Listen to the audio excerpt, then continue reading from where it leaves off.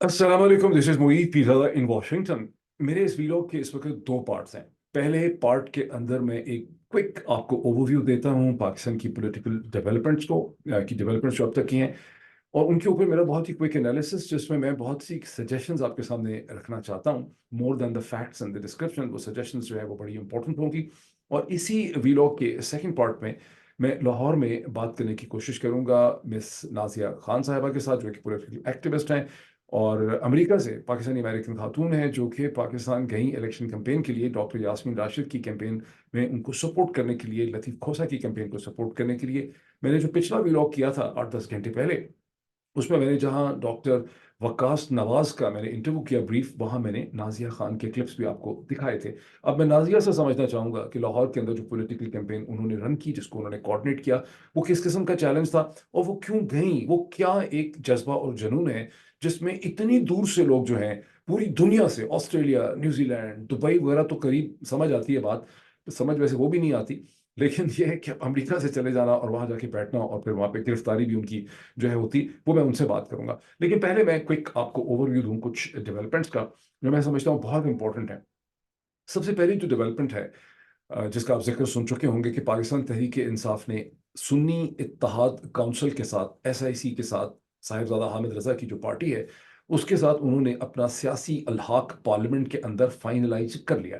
इसके हवाले से एक प्रेस कॉन्फ्रेंस हुई जिसमें सुन्नी इत्तेहाद काउंसिल के साहिबजादा हामिद रजा भी मौजूद थे, बैरिस्टर गौहर खान भी मौजूद थे, उमर अयूब भी मौजूद थे, रूह हसन भी मौजूद थे।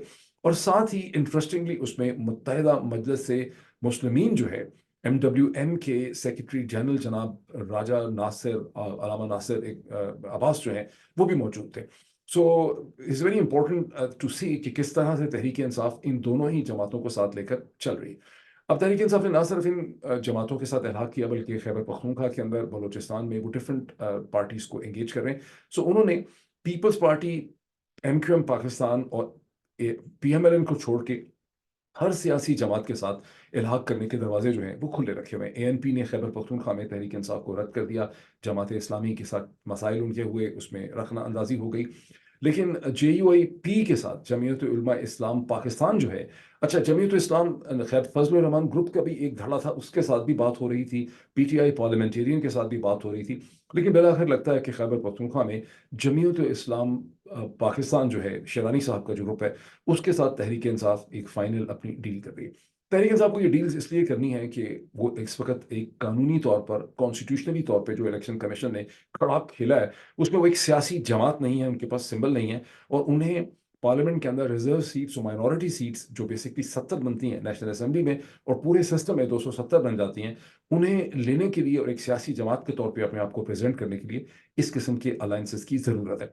इसमें कोई नई चीज नहीं है, जो कुछ मैंने आपको कहा, आप कह रहे होंगे क्यों ये डॉक्टर मोहित कौमका की एक तकरीर कर रहे हैं, ये तो हम सब जानते हैं, इसमें क्या नई बात है। जो नई बात मैं करने लगा हूँ वो अब है, चूंकि सुन्नी इत्तेहाद काउंसिल जो है वो भी एक मजहबी जमात है, और पाकिस्तानी अखबारात ने लिख भी दिया है कि राइट विंग जमात के साथ उन्होंने अलायंस किया है। उनके साथ बैठे हुए हैं मजलिस वहादतुल मुस्लिमीन के जनाब राजा नासिर, वो नासिर एक अब्बास बैठे हुए हैं, वो भी एक मजहबी जमात है। जो उन्होंने JUIP के साथ खैबर पख्तूनख्वा में अलायंस किया है, वो भी एक मजहबी जमात है।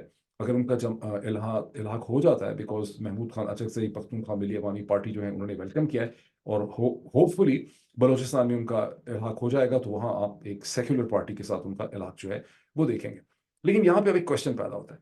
वो क्वेश्चन ये पैदा होता है कि it is only a matter of hours, अगर अभी तक ये चीज शुरू नहीं हो गई तो अगले चंद घंटों में ये चीज शुरू हो जाएगी कि PMLN, PPP,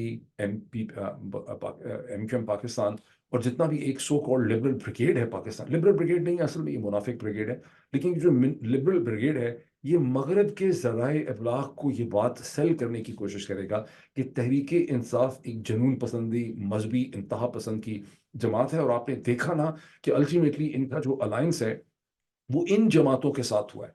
यहाँ पर तहरीक इंसाफ से ज़्यादा तहरीक इंसाफ की जो सपोर्ट बेस की इंटेलिजेंसिया है, जो इंटेलेक्चुअल्स हैं, जो पाकिस्तानी अमेरिकन डायस्पोरा है, जो दुनिया भर में पाकिस्तानी डायस्पोरा है, उन्हें फौरी तौर पर तैयारी करनी चाहिए ताकि वो लोगों को ये बता सकें पूरी दुनिया के अंदर, और मगरबी ज़राए इब्लाग को तहरीक इंसाफ के जितने भी सपोर्ट ग्रुप्स हैं और सोशल मीडिया पे हैं, वो बता सकें कि तहरीक इंसाफ को ये अलाइंसेस इसलिए करने पड़े कि उनसे उनका इलेक्टोरल निशान बल्ला छीन लिया गया। ان سے ان کی آئینی اور قانونی حیثیت ایک سیاسی جماعت کی چھین لی گئی، لے لی گئی، اور یہ ان کو بحالت مجبوری ان الائنسز کی طرف مجبور کیا گیا۔ اور پی پی پی، پی ایم ایل این اور متحدہ قومی جو ایم کیو پاکستان ہے، اس کے ساتھ وہ اس لیے نہیں جا سکتے تھے کہ یہ وہ تین جماعتیں ہیں جنہیں تحریک انصاف کی سیٹیں 100 کے قریب، 90 کے قریب تحریک انصاف کی جو سیٹیں ہیں وہ چوری کر کے ان تین جماعتوں کو دی گئی ہیں۔ نواز شریف صاحب کی جماعت نے کم از کم بھی 65 سیٹیں چوری کی ہوئی ہیں۔ اچھا، نواز شریف صاحب کی جماعت کے تین ٹکڑے ہیں، ایک ان کی اپنی سیٹس ہیں جو انہوں نے اپنے طور پہ جیتی ہیں، وہ 5-6 ہیں۔ جو 15 16 17 انہوں نے فارم 45 پہ جیتی ہیں، وہ ہیں جہاں بہت زیادہ جعلی ووٹ جو مینوفیکچر ہوا تھا، لکشمی چوک میں جو بہت سا جگہ جگہ ووٹ بنایا گیا ہے جعلی، وہ جعلی ووٹ سے ڈبے بھر کے ان کی کو بنتی ہیں 16-17 سیٹیں۔ 17 میرا خیال ہے 15 اور 17 کا وہاں پہ آرگومنٹ ہے۔ اور جو اس وقت ان کو 80 کے قریب سیٹیں دی گئی ہیں، یعنی آپ 15 میں دیکھیں تو میرا خیال ہے 65 اور ہو جاتے ہیں، تو یہ جو 65 سیٹیں ہیں یہ سیدھی سیدھی جعلی فارم 47 کے ذریعے ان کو دی گئی ہیں۔ تو ظاہر ہے کہ پی ایم ایل این کے ساتھ، پی پی پی کے ساتھ، اور یہی متحدہ کی صورتحال ہے کراچی کے اندر، جن کے پاس 0 سیٹ اپنی ہے، ایک سیٹ ان کے پاس اپنی نہیں۔ لیکن یہ آپ کو سمجھانا پڑے گا، ادروائز یہ ایک نیا پروپیگنڈے کا اینگل جو ہے یہاں پہ ڈیولپ کرے گا۔ ابھی تو ہمیں یہ بھی نہیں پتا کہ الیکشن کمیشن آف پاکستان جو ہے وہ اس پہ کیسے ریئیکٹ کرتا ہے۔ تو یہ میں نے کہا ایک ڈیولپمنٹ بڑی امپورٹنٹ ہے۔ دوسری بات یہ ہے کہ اسلام آباد کی تینوں سیٹوں پہ الیکشن کمیشن نے نوٹیفیکیشن جو پہلے کر رکھے تھے پی ایم ایل این کے کینڈیڈیٹس کی فتح کے، وہ انہوں نے سسپینڈ کر دیے ہیں۔ اور وہاں پر چونکہ پٹیشنز آئی ہوئی ہیں تحریک انصاف کے لوگوں کی طرف سے، علی بخاری صاحب کی طرف سے، شعیب شاہین صاحب کی طرف سے، اور وہ اچھا، اب یہاں پر میں نے آپ کو پچھلے ایک سے زیادہ ویلاگ میں یہ کہا تھا کہ اسٹیبلشمنٹ کی ایک اسٹریٹجی یہ ہو سکتی ہے کہ تحریک انصاف کو کچھ سیٹیں دے دی جائیں، جیسے مجھے پورا یقین ہے کہ سلمان اکرم راجہ کی سیٹ بھی دے دی جائے گی۔ تو ماری تو ہے سیٹیں 80 سے زیادہ، لیکن دینے میں وہ ان کی کوشش ہوگی کہ 10 15 20 سیٹیں دے کے تحریک انصاف کو بہلا دیں۔ ایک صاحب ہیں انکیڈو کے نام سے، وہ ٹویٹر پہ بہت ایکٹیو ہیں، آئی ڈونٹ نو ہو انکیڈو از، لیکن بہت ہی انٹیلیجنٹ انالیسس وہ آفر کرتے ہیں۔ کئی لوگ کہتے ہیں کہ وہ بھی سروسز میں سے ہیں، مطلب اداروں میں سے کوئی ہیں، بہرحال آئی ڈونٹ نو، میری کوئی ان سے بالکل جان پہچان نہیں، لیکن انہوں نے اس کا بہت اچھا انالیسس آفر کیا ہے کہ کس طرح سے تحریک انصاف کو چند سیٹیں دے کے بہلانے کی کوشش کی جا رہی ہے، اور دنیا کو بھی ساتھ ہی، یعنی آئی ایم ایف کو، ورلڈ بینک کو، امریکہ کو، برطانیہ کو، مغربی ذرائع ابلاغ کو ایک سودا بیچنے کی کوشش کی جا رہی ہے کہ دیکھا نا، ہم نے اسے کہتے ہیں الیکشن پہ جو ریئیکشن تھی اس کو بہت حد تک ٹھیک کر دیا گیا۔ تو اس پروسیس کی جو پروسیس گندا ہو چکا ہے، جس کے بارے میں نے آپ کو کہا تھا کہ اس کے اوپر آ کے چودھری نظام دین کے لوگوں نے پوٹی کر دی ہے، وہ پوٹی دھونے کی کوشش کی جا رہی ہے 10 15 20 سیٹیں دے کے۔ اب یہ بڑی امپورٹنٹ چیز ہے کہ یہ بیلنس کہاں جا کے ٹھہرے گا، بیکاز اسٹیبلشمنٹ افورٹ نہیں کرتی کہ تحریک انصاف کو اس کو پوری 80 سیٹیں دے دی جائیں، لیکن سمجھنا ضروری ہے کہ یہاں پہ کس قسم کی گیم، کس قسم کی کھیل ہو رہی ہے، اور کس طرح سے تحریک انصاف نے اور پاکستان کے لوگوں نے یہاں پر اس کو پش کرنا ہے۔ اچھا، اب آ جائیں اس تیسری ڈیولپمنٹ کے اوپر، اور یہ جو تیسری ڈیولپمنٹ ہے اس کا تعلق ہے ٹویٹر اسٹروک ایکس کے ساتھ، جس کو آپ ایکس کہتے ہیں۔ یہ تیسرا دن ہے جس دن سے کمشنر جناب چٹھا صاحب نے، لیاقت چٹھا صاحب نے اپنی پریس ٹاک کی، اس کے بعد سے بیچارہ ٹویٹر جو ہے اس کے اوپر نزلہ گر رہا ہے، اور چونکہ ٹویٹر کے اوپر بحث ہو رہی تھی تو ٹویٹر بار بار آتا ہے جاتا ہے، آتا جاتا ہے۔ This is the third day کہ نیٹ باکس نے ویریفائی کیا ہے کہ بائی اینڈ لارج پاکستان میں ٹویٹر ان اویلیبل ہوتا ہے، کئی گھنٹوں کے لیے ان اویلیبل ہو جاتا ہے، پھر آتا ہے، پھر ان اویلیبل ہو جاتا ہے۔ یہ تیسرا دن جو ہے انہوں نے اس قسم کا گزار دیا ہے اس کا کرتے کرتے۔ اس کے حوالے سے پتہ نہیں ڈاکٹر الوی نے، پریزیڈنٹ ڈاکٹر عارف الوی نے بھی شاید اس کے حوالے سے کوئی اسٹیٹمنٹ دی ہے جو میری نظر سے گزر رہی تھی کہ آپ اس کو بند کر کے کیا ثابت کرنا چاہتے ہیں۔ دیکھیے، بنیادی طور پہ دیکھیں، پوائنٹ بڑا انٹرسٹنگ ہے یہاں پہ۔ ٹویٹر کیا چیز ہے؟ ٹویٹر کیا کوئی فوج ہے؟ ٹویٹر کیا کوئی اسے کہتے ہیں بلڈنگ ہے؟ ٹویٹر تو ایک ورچوئل ڈسکشن، ڈائلاگ، ڈبیٹ کا پلیٹ فارم ہے۔ اس پلیٹ فارم کو بھی پاکستان کا نظام اتنا کمزور ہو چکا ہے، اس قدر شکست خوردہ ہے، اتنا سرنڈر انہوں نے کر دیا ہے کہ یہ اس کو ایک ڈائلاگ پلیٹ فارم جو ہے اس کو بھی بالکل یہ ہینڈل نہیں کر پا رہے ہیں اسٹیج کے اوپر۔ اور میں ان سب کو یاد دلانا چاہتا ہوں، میں نام لے کے یاد دلانا چاہتا ہوں تمام ریسپیکٹیبل لوگوں کو جو دوسری سائڈ کا ہمارا آرگومنٹ دیتے ہیں۔ میں محترمہ مریم نواز صاحبہ کو اور مریم اورنگزیب صاحبہ کو یاد کروانا چاہتا ہوں کہ یہ وہی پلیٹ فارم ہے جس کے اوپر ملینز لوگ آپ کو بھی فالو کرتے ہیں۔ یہاں آپ اپنا سودا، اپنا آرگومنٹ بھی بیچتے ہیں۔ مس غریدہ فاروقی جو پاکستان کی ایک prominent T V anchor person ہے، وہ روز یہاں پر بڑے لمبے چوڑے قسم کے بیانیہ اپنا یہاں شیپ کرتی ہیں۔ اسی کے اوپر ایک زمانے میں آئی ایس پی آر بھی، ڈرنے سے پہلے آئی ایس پی آر بھی اپنا بیانیہ دیتا تھا۔ یہاں پر اسے کہتے ہیں پوری پیپلز پارٹی بلاول زرداری بھٹو سمیت اپنا بیانیہ دے رہی ہے۔ یہاں پہ احسن اقبال صاحب اپنا بیانیہ دے رہے ہیں، یہاں پہ نواز شریف صاحب اپنا بیانیہ دے رہے ہیں۔ کیا وجہ ہے کہ ایک ایسا پلیٹ فارم جس پہ آپ کو اپنا بیانیہ اور اپنا آرگومنٹ دینے میں کوئی رکاوٹ نہیں ہے، کوئی دقت نہیں ہے، کسی نے آپ کو روکا، آپ اس پلیٹ فارم سے ڈرتے ہیں۔ اس پلیٹ فارم کو بار بار بند کرنے سے تو صرف ایک چیز پتہ چلتی ہے کہ آپ اتنے ڈیفیٹڈ ہیں، سیلف ڈیفیٹڈ ہیں، اتنے شکست خوردہ ہیں، اتنے کمزور ہو چکے ہوئے ہیں، آپ نے ہتھیار پھینک دیے ہیں کہ آپ صرف اور صرف اس کو بند کرنا چاہتے ہیں۔ آپ تمام تر سچائی جو ہے اس کے راستے بند کر دینا چاہتے ہیں، اس ملک میں جہاں آپ نے پرپیچول دفعہ 144 لگائی ہوئی ہے، جہاں سڑک پہ آپ ریلی نہیں نکلنے دیتے، لوگوں کو اکٹھے نہیں ہونے دیتے، رائٹ آف اسمبلی آپ نے ان کا چھین لیا ہے، رائٹ آف پروٹیسٹ آپ نے چھین لیا ہے۔ پروٹیسٹ تو ماریں گولی، آپ ان کو پیسفل مظاہرہ نہیں کرنے دیتے۔ یہاں پر جب انٹرنیٹ کے اوپر اسے کہتے ہیں ایک ورچوئل جلسہ ہوتا ہے، آپ اس جلسے کو کریک ڈاؤن کر دیتے ہیں، آپ گھنٹوں انٹرنیٹ کو بند کر دیتے ہیں۔ تو پھر اور مطلب نجم سیٹھی صاحب، مطلب آئی ہیو آلویز تھاٹ کہ نجم سیٹھی صاحب is a quintessential intellectual, because Najam Sethi is a great mentor in my life. مجھے برطانیہ سے پاکستان میں لانے والے اور مجھے جیو ٹیلی ویژن کے اندر پہلی جو جاب دلوائی جیو انگلش کے ساتھ، وہ نجم سیٹھی صاحب نے دلوائی تھی۔ کوئی مجھے پاکستان میں ٹی وی چینل کے اوپر آنے ہی نہیں دیتا تھا، سارے بہت سے لوگ تھے، نام نہیں میں لینا چاہتا، وہ کہتے تھے کہ ڈاکٹر موئی جو ہے وہ اردو نہیں بول سکتا ٹھیک طرح سے، جو کہ بہت دیر باہر رہا ہے تو اس کی اردو نہیں ہے، پاکستانی چینل کے اوپر اردو کا جو معیار ہے اس معیار کی وہ اردو نہیں بول سکتا، تو یہ بڑی ثقیل قسم کی اردو چاہیے ہوتی ہے، پرشنائز قسم کی یہاں پہ، بہرحال جو بھی تھا۔ تو نجم سیٹھی نے مجھے ابراہیم میر صاحب کو کہہ کے مجھے جیو میں انہوں نے مجھے انٹری دلائی تھی 2007 میں، تو فار آلویز آئی ریمبر ہم ایز مائی مینٹور۔ لیکن اس کے بعد ناٹ اونلی دس، دنیا میں میں نے ان کا پروگرام جو ہے لانچ کیا نجم سیٹھی صاحب کے ساتھ، ویری سکسیسفل پروگرام تھا، اور میری ان کی بڑی ڈسکشنز ہوتی ہیں۔ I have always looked upon and look towards Najam Sethi, اور 2006 اور 7 میں میری ان کی امریکہ میں، پھر اس کے بعد برطانیہ میں میری ان سے بڑی ڈسکشنز ہوئی، میں نے ان کے سیمینارز بھی آرگنائز کروائے کولمبیا یونیورسٹی کے اندر 2001 میں، 2002 میں۔ So I have always looked upon Najam Sethi as a great intellectual.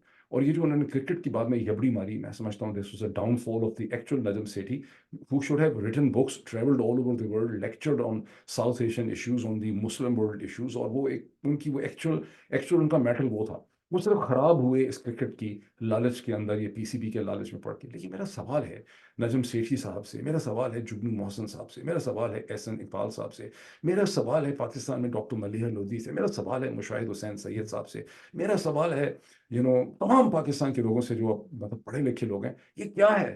مطلب آپ ٹویٹر کو نہیں اس ملک میں ہینڈل کر پا رہے، آپ ڈائلاگ کو ہینڈل نہیں کر پا رہے، آپ ایک ورچوئل ریالٹی اسپیس کے اوپر ایک ڈائلاگ کو ہینڈل نہیں کر سکتے، تو پھر آپ کس چیز کو ہینڈل کر سکتے ہیں؟ اس پہ آپ کی آواز کیوں نہیں اٹھ رہی؟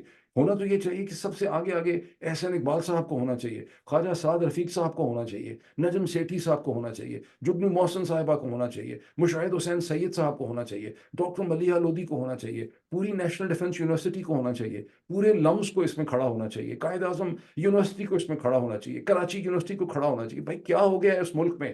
اچھا چل، یہ تو بات ہوگی ٹویٹر کی۔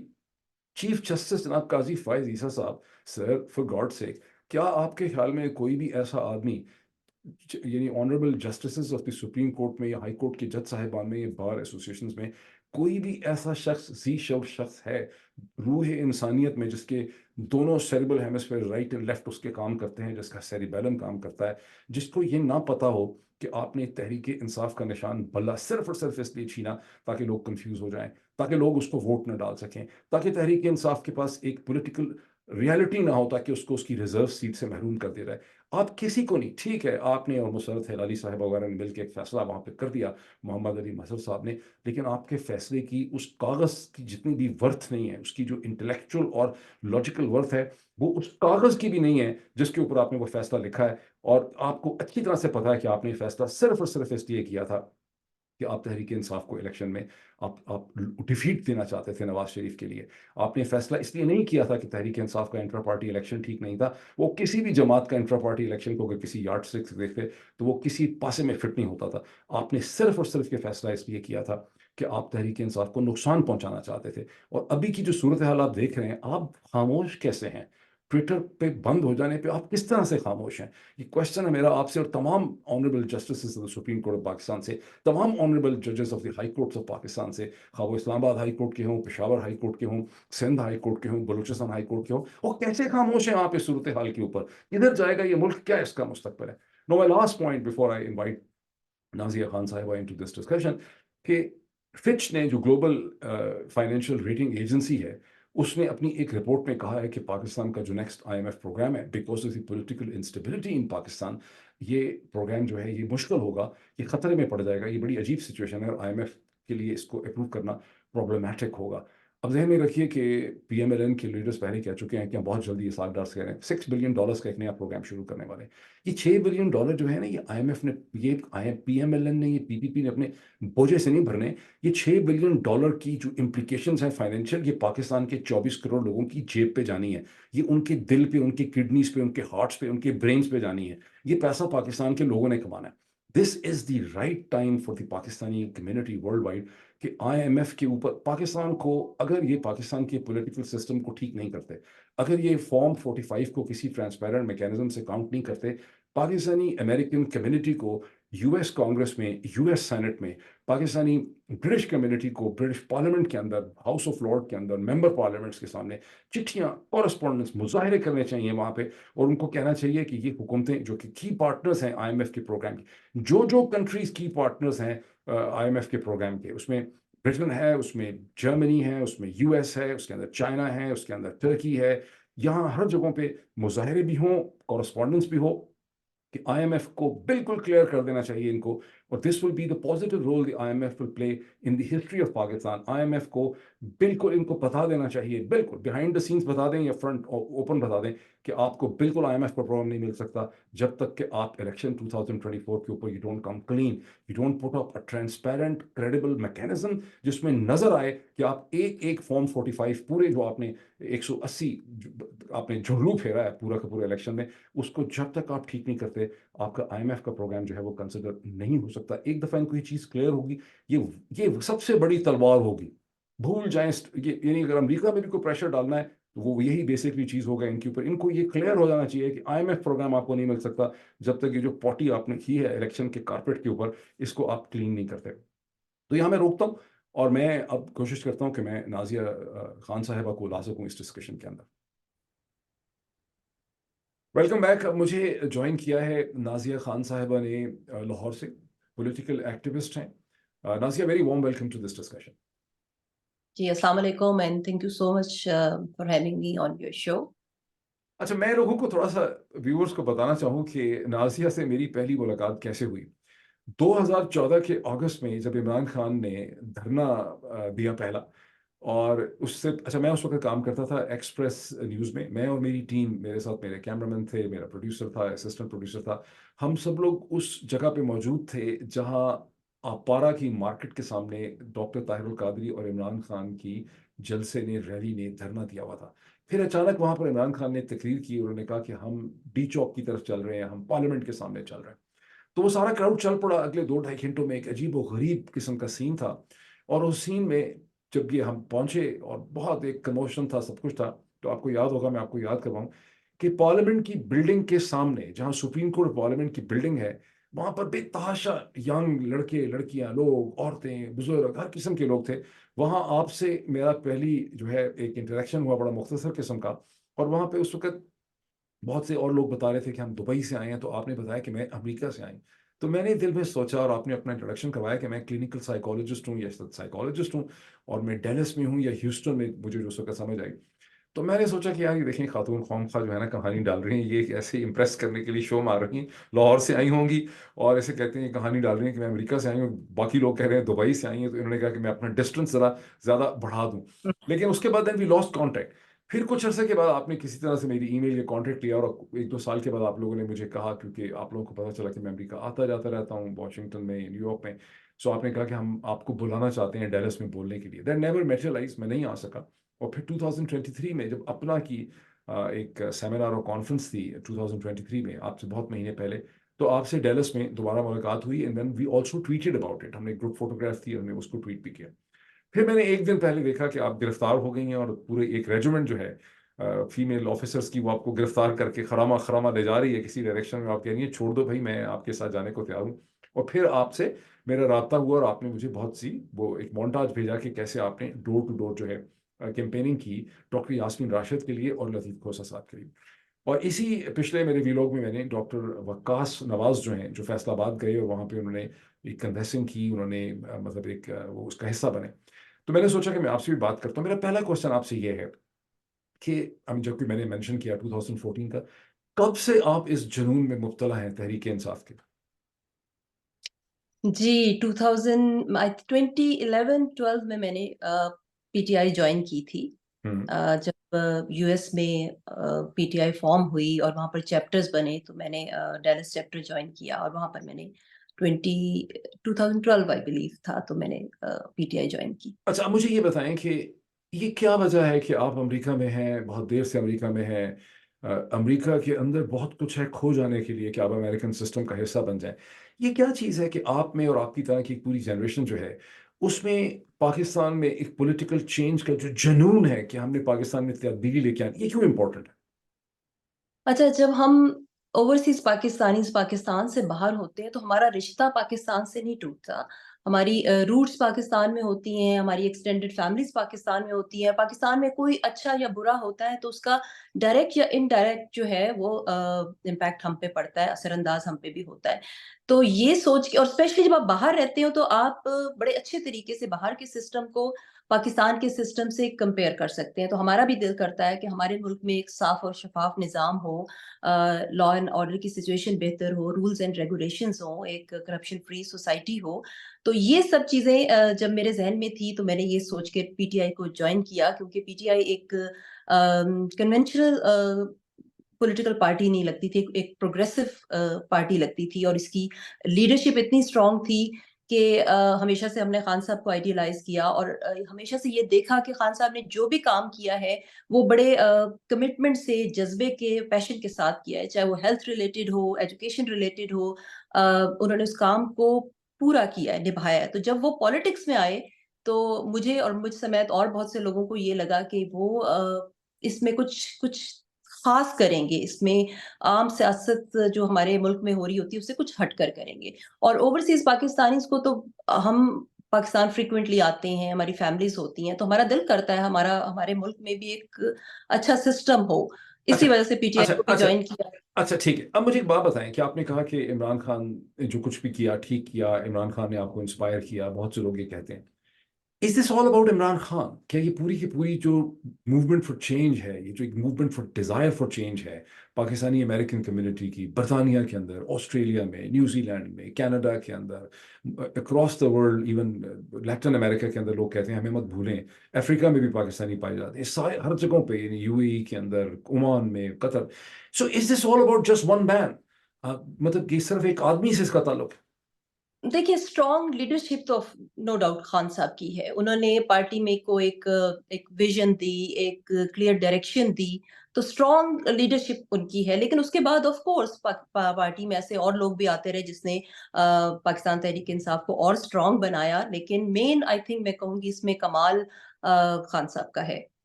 لیکن انہوں نے party at the same time آپ نے یہ بھی دیکھا کہ جو 42 منتھس کی گورنمنٹ ہے پی ٹی آئی کی، اس میں پی ٹی آئی ایسی بہت سی چیزیں نہیں کر سکی اور بڑی ڈس اپوائنٹمنٹ تھی کہ جو ان کی کمٹمنٹس تھیں، جو ایک سوشل ریولیوشن انہیں لانا تھا، وہ غالباً نہیں لا سکے. پرانے ڈیناسٹک فیملیز جو ہیں وہ پارٹی کا حصہ بن گئیں. پارٹی مڈل کلاس کی تھی، پرانے جاگیردار، زمیندار خاندان پنجاب کے سب اس کا حصہ بن گئے. تو وہاں پر کوئی ڈس اپوائنٹمنٹ ہوئی پھر؟ دیکھیں 70 سالوں کا ایک میں کہوں گی گند ہے، اسے 3.5 سالوں میں نہیں ٹھیک کیا جا سکتا. پارٹی سے کچھ مسٹیکس بھی ہوئیں، لیکن ابھی 3.5 سال ہوئے تھے. پارٹی کو پورا ٹائم دیا جاتا اور پھر جو عوام فیصلہ کرتی ہے وہ سامنے آتا. کچھ ڈس اپوائنٹمنٹس تھیں آف کورس پارٹی میں، کچھ، ہر چیز کو میں ڈیفینڈ نہیں کروں گی، لیکن پھر بھی ہمیں ایک لگ رہا تھا کہ ہمارا ملک ایک ڈائریکشن کی طرف چل پڑا ہے اور چیزیں اب فکس ہونا شروع ہوئی ہیں. ٹھیک ہے، کوئی ایکسپیرینس نہیں تھا، پہلی دفعہ ایسا گورنمنٹ آئی تھی، اس میں تھوڑے سے ایکسپیریمنٹس بھی ہو رہے تھے. لیکن ایک جب پتا تھا کہ ہماری لیڈرشپ آنےسٹ لیڈرشپ ہے، اور جب آپ پارٹی میں، کسی بھی پولیٹیکل پارٹی میں جب لیڈرشپ اسٹرانگ ہوتی ہے تو وہ اس کا سارا اثر نیچے تک نظر آتا ہے. تو ظاہر ہے اس کو تھوڑا بھی ٹائم لگنا تھا، لیکن پھر بھی 3.5 سال میں میرا خیال ہے پی ٹی آئی نے بہت کچھ ڈیلیور بھی کیا ہے. صحت کارڈ آپ کے سامنے ہے اور اس طرح سے اور بہت سے پروجیکٹس تھے. اور اس ٹائم پہ وہ کووڈ کا ٹائم تھا اور کچھ اور بھی بڑے مشکل حالات سے گزرے نہیں، ہیں اس ٹائم میں. کووڈ کی مینجمنٹ تو خیر بہت ہی امیزنگ مینجمنٹ تھی. میں ہمیشہ اپنے ویلاگس میں اس کا ذکر کرتا ہوں. اچھا، moving forward, I mean you are a woman, you are Pakistani American woman, you live in Dallas, you are a psychologist. یہ جو ایک اتنی بڑی عورت کی موبلائزیشن ہوئی ہے پاکستانی پالیٹکس میں، اس سے پہلے پاکستانی عورت کی پارٹیسپیشن نہیں تھی، تحریک انصاف کے منظر نامے میں آنے سے پہلے کبھی یہ ہوا ہی نہیں۔ جو بھی جلسہ ہوتا تھا، ریلی ہوتی تھی، وہ ایک پری نامنلی صرف آدمی جو تھے وہ جلسے میں ہوا کرتے تھے۔ یہ تو 2008-9 کے بعد پہلی دفعہ ہوا کہ خواتین آئیں، پھر اس کی دیکھا دیکھی باقی جماعتیں مجبور ہو گئیں، پی ایم ایل این کو کاپی کرنا پڑا، پی پی پی کو کاپی کرنا پڑا۔ ان کا تھوڑا سا تھا، پی پی پی کا پہلے بھی خواتین کی طرف ایک رجحان تھا ان کا کہ ان کو پالیٹکس موبلائزیشن کرنی ہے، لیکن بڑی ایلیٹ لیول پہ تھی۔ یہ جو ایک گراس روٹ عورت کی موبلائزیشن ہوئی ہے، جس کے نتیجے میں آج پاکستان کی عورتیں پرزنر آف کانشیس بن گئی ہیں۔ ڈاکٹر یاسمین راشد کو دیکھیں، طیبہ راجہ کو دیکھیں، خدیجہ شاہ کو دیکھیں، سنم جاوید کو دیکھیں، عالیہ حمزہ کو دیکھیں، اور بھی بہت سی جن کو کہ نام ہی ہم واقف نہیں ہیں۔ یہ جو سارا پروسیس ہے، یہ کیا پروسیس ہے؟ اس کے بارے میں بھی جو مخالفین ہیں، کرٹک، وہ کہتے ہیں کہ نہیں، یہ تو عمران خان کی مطلب ایک اٹریکشن کے اندر یہ ساری عورتیں جو ہیں چل پڑی تحریک انصاف میں۔ یہ کیا ہے؟ ہاؤ ڈو یو سی دس، یہ جو وومن موبلائزیشن ہے؟ جی، بڑا اچھا کوشچن ہے آپ کا۔ عورتیں، خواتین شاید پہلے بھی پالیٹکس میں آنا چاہتی تھی، لیکن جس طرح کی ہم لوگ، میں اگر اپنی بھی بات کروں کہ ارد گرد ہمیں جو پولیٹیکل پارٹیز نظر آتی تھی، اس میں ہمیں کوئی سسٹم نظر نہیں آتا تھا، کوئی ڈائریکشن نظر نہیں آتی تھی، کوئی اس میں اس کو جوائن کرنے کا دل ہی نہیں کرتا تھا کہ وہ کوئی پارٹی کی ایک کلیئر کوئی ویژن نظر نہیں آتی تھی۔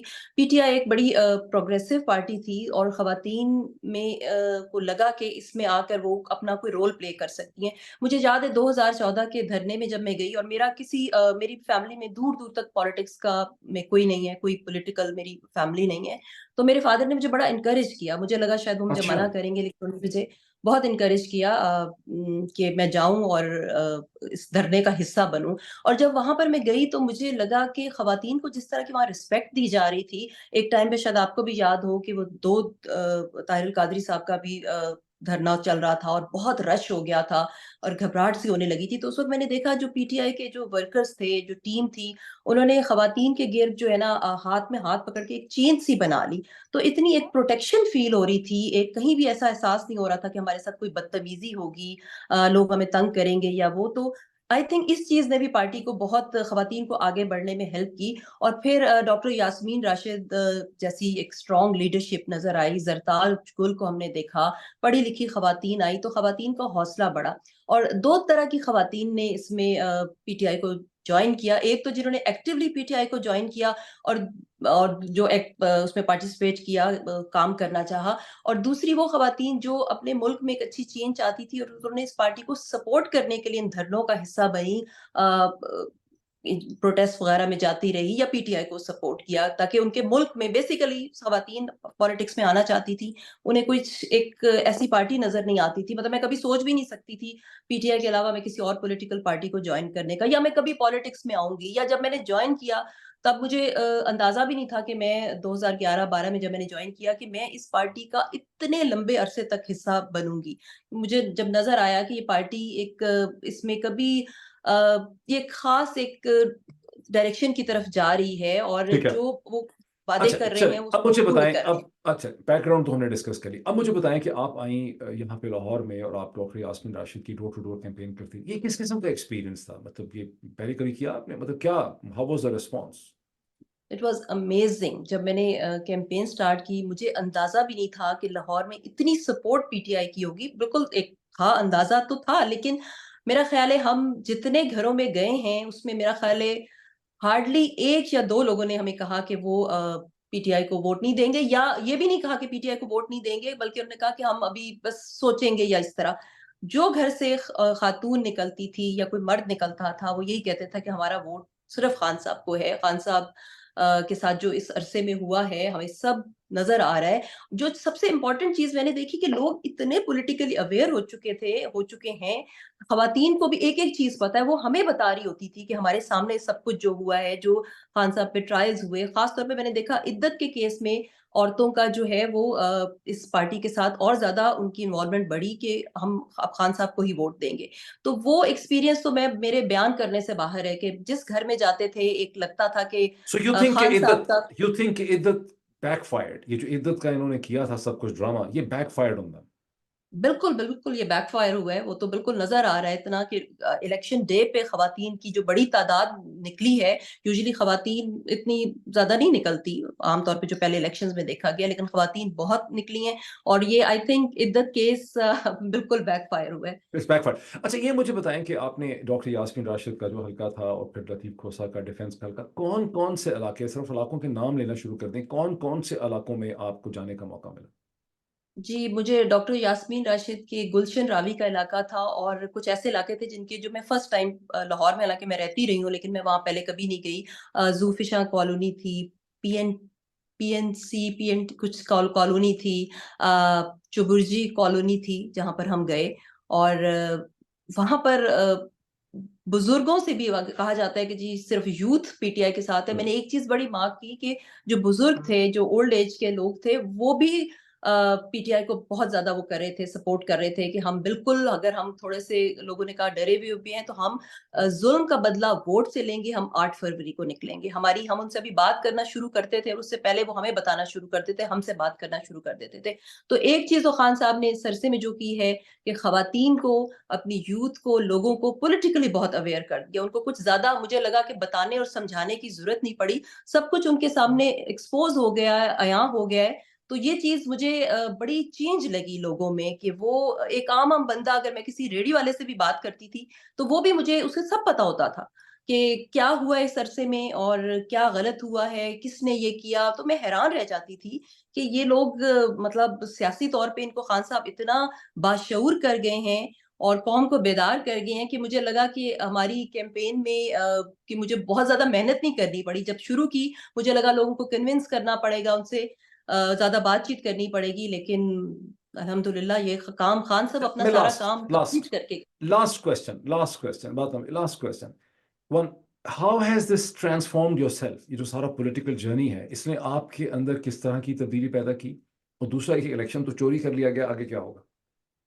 मैं तो पहले से ज़्यादा कमिटेड हूँ, पहले से ज़्यादा मेरे में एक जोश और जज़्बा है कि जब तक ये सिस्टम को ठीक नहीं किया जाता, ये जो हमारे अवाम के हक पे डाका डाला गया है, जब तक ये ठीक नहीं होता, अब बिल्कुल मैं चैन से बैठने वाली नहीं। तो मैं पहले से ज़्यादा कमिटेड हूँ, हालाँकि मेरे साथ जो एक्सपीरियंस हुआ वो भी बड़ा अजीब-सा एक्सपीरियंस था, उसपे अगर चाहें तो मैं थोड़ा-सा बताना चाहूँगी। जी please. A a, peaceful protest के लिए मैं निकली और मेरे वहमो-गुमान में भी नहीं था कि मैं कुछ गलत कर नहीं रही, तो इसलिए मैं घर से बड़े आराम से निकली। मैं जब वहाँ पर पहुँची तो मैं जो ही वहाँ पर पहुँची तो मेरे सामने सलमान अकरम राजा साहब को अरेस्ट किया। तो उस वक़्त मेरी एक कनाडा में फ्रेंड है, उससे बात हो रही थी। उसने मुझसे कहा कि न्यूज़ में आ रहा है कि वहाँ तो अरेस्ट का सिलसिला शुरू हो गया, तो नाज़िया तुम प्लीज़ यहाँ से चली जाओ। मैंने कहा नहीं, बिल्कुल मैं कोई कानून की खिलाफ़वर्ज़ी नहीं कर रही और कानूनी तौर पे मेरा और आईनी तौर पे ये हक है कि मैं पीसफुल प्रोटेस्ट कर सकती हूँ। मैं बिल्कुल बाहर निकलूँगी। मैं गाड़ी से बिल्कुल बाहर सही। निकली, तो मैंने देखा पुलिस की एक बड़ी तादाद मौजूद थी, मीडिया मौजूद था, कुछ प्रोटेस्टर्स थे और अरेस्ट का सिलसिला जारी था। लोग अरेस्ट हो रहे थे और मैं हैरत से देख रही थी कि ये लोग कुछ कर नहीं रहे, इन्हें क्यों अरेस्ट कर रहे हैं? खैर वहाँ से मीडिया ने मेरे से इंटरव्यू वगैरह शुरू किया, उन्हें पता चला मैं यूएस से आई हूँ, तो उनसे बातचीत हुई। इतने में थोड़ी देर में मैंने वहाँ पर एसपी साहब गुज़रे, जिनसे मैंने एक सवाल पूछा कि अ, हमें पीटीआई को पीसफुल प्रोटेस्ट करने का राइट क्यों नहीं है? अगर मुझे आप कन्विंस कर दें तो हम क्या ये बोला जगह पे। बेचारा एसपी, गरीब? उन्होंने बोला कि आप कर तो रही हैं प्रोटेस्ट, हमने आपको अभी तक आपको अरेस्ट तो नहीं किया। मैंने कहा चलें, आपका बहुत शुक्रिया, आपने मुझे अरेस्ट नहीं किया, मगर आपने मेरे सामने और इतने वर्कर्स को अरेस्ट किया है, तो उनको किस बेसिस पे अरेस्ट किया है? तो मीडिया ने भी उनसे पूछने की कोशिश की, जिस पे उन्होंने उनका माइक पीछे कर दिया और उसके बाद कुछ लोग वहाँ जो मीडिया के थे, वो मेरे पास आए कि उन्होंने वहाँ पर जाके स्पेशली आपकी तरफ इशारा करके लेडी कांस्टेबल को कहा है अरेस्ट करने का, तो मैडम आप प्लीज़ यहाँ से कमाल फौरन है, चली कमाल है।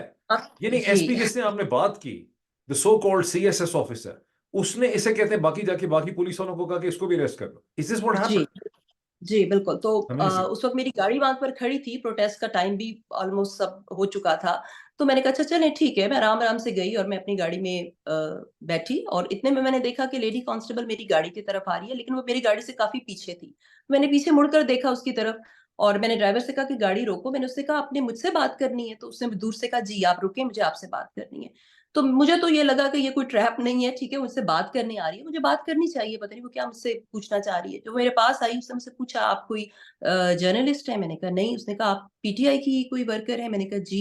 میرا یہ کہنا تھا، اس نے میرے ہاتھ سے فون کھینچا اور مجھے بازو سے پکڑ کے گاڑی سے باہر نکالا، اور پھر مجھے اس کے بعد اچانک 8-10 اور خواتین آ گئی اور لٹرلی وہ مجھے ڈریگ کرتے ہوئے لے جانے لگے، جس پہ میں نے شاید آپ نے سنا بھی ہو، میں نے کہا پلیز آپ مجھے، میں آپ کے ساتھ جانے کو تیار ہوں، آپ مجھے اس طرح سے ڈریگ کیوں کر رہی ہیں؟ اور شروع میں میری شال ایک سائڈ پہ ہوگی، میں نے کہا پلیز آپ میری شال ٹھیک کریں اور مجھے آرام سے لے کر جائیں۔ مجھے نہیں پتا کہ یہ لوگوں میں خوف کی ایک فضا قائم کرنے کے لیے اس طرح سے اریسٹ کرتے ہیں، یا ان کو یہ امپریشن دیتے ہیں کہ ہم لوگ اریسٹ نہیں ہونا چاہتے اور ہم دوڑ رہے تھے، زبردستی لے کے جا رہے ہیں۔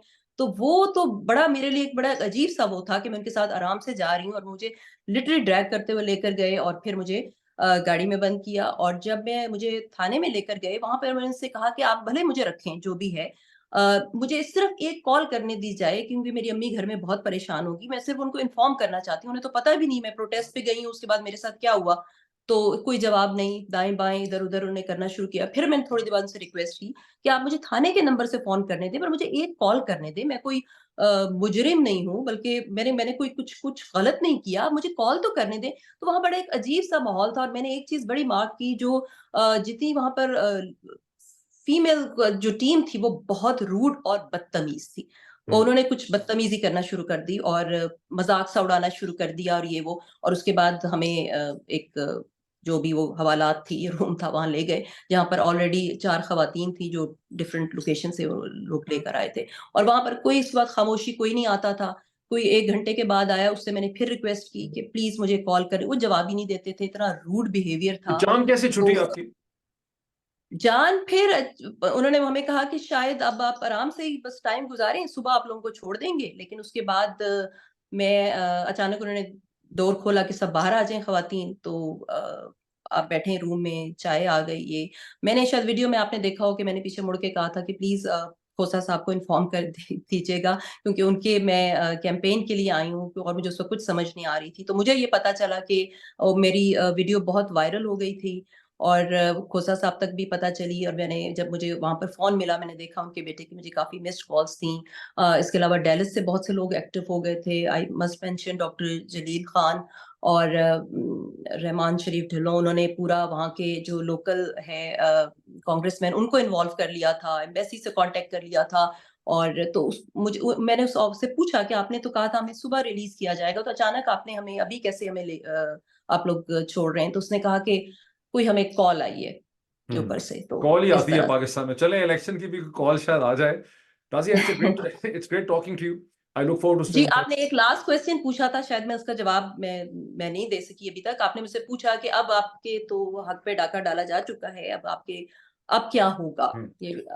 اب یہ ہوگا کہ عوام آرام سے چین سے بیٹھنے والی نہیں ہے، یہ آپ نے دیکھ ہی لیا۔ اب جو وہ ایک ہے نا، خوف کا بت ٹوٹ چکا ہے، لوگ اتنے آرام سے اپنے حق پہ ڈاکہ ڈالنے نہیں دے رہے، ان کا مینڈیٹ چوری کیا گیا ہے، وہ سکون سے نہیں بیٹھیں گے۔ تو جو سمجھا جا رہا تھا کہ اتنے آرام سے جو چاہا جائے گا وہ ہو جائے گا، ویسا ہو نہیں رہا، اور عوام اویئر ہو اور چکی ہے چیزیں ان سے کنٹرول نہیں ہو رہی ہیں۔ ایک شعور، نازیہ بہت چیزیں شکریہ۔ کنٹرول نہیں ہو رہی، کوئی گورنمنٹ لینے کو تیار نہیں ہے، تو انشاءاللہ اب جو ہوگا وہ اچھا ہوگا، اور جو ہوگا بالکل، وہ عوام کی مرضی کے مطابق ہوگا۔ آپ سے بات ہوتی رہے گی، looking forward to stay in touch with you. Thank you so much ناظرین، آپ نے دیکھا یہ 2 پارٹ کی آج ڈسکشن تھی، پھر بھی کریں گے ایسی discussion. Thank you so much.